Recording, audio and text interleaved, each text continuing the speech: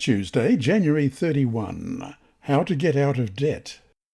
Read Proverbs chapter 22, verse 7. In what sense are we under bondage to the lender? Proverbs 22, verse 7. The rich rules over the poor, and the borrower is servant to the lender.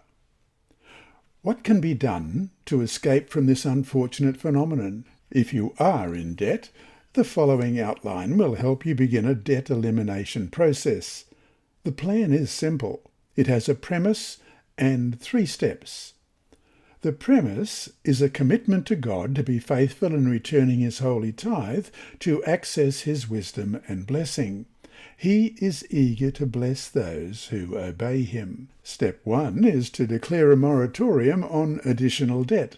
No more credit spending. If you don't borrow money, you can't get into debt. If you don't borrow any more money, you can't get further into debt. Step 2 is to make a covenant with God that from this point on, as he blesses, you will pay off your debts as quickly as possible. When God blesses you financially, use the money to reduce debt, not to purchase more things. This step is probably the most crucial. When most folks receive unexpected money, they simply spend it. Don't. Instead, apply it to your debt reduction plan. Step 3 is the hands-on practical part. Make a list of all your debts from the largest to the smallest in descending order. For most families, the home mortgage is at the top of the list and a credit card or personal debt is at the bottom. Begin by making at least the minimum payment due on each of your debts on a monthly basis.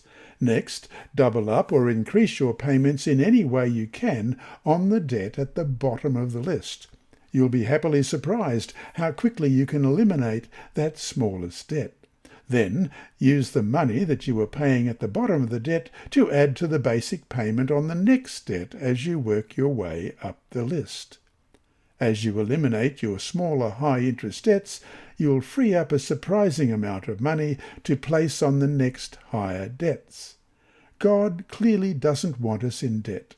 Once the covenant is made, many families find that God blesses them in unexpected ways, and the debt is reduced faster than they had anticipated. By following these 3 simple steps, many families have become debt-free. You can too. By putting God first, you'll receive his wisdom and blessing for managing what he has entrusted to you. And so to finish the day, as it says in Hebrews 13 verse 5, let your conduct be without covetousness, be content with such things as you have, for he himself has said, I will never leave you nor forsake you. How could applying these words greatly help people avoid getting into debt? This lesson was read by Dr. Percy Harrold for Christian Services for the Blind.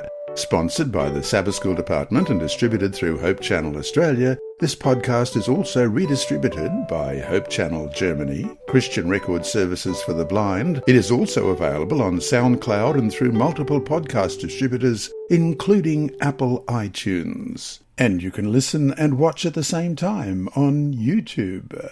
Remember, God is always faithful. And here is a disclaimer.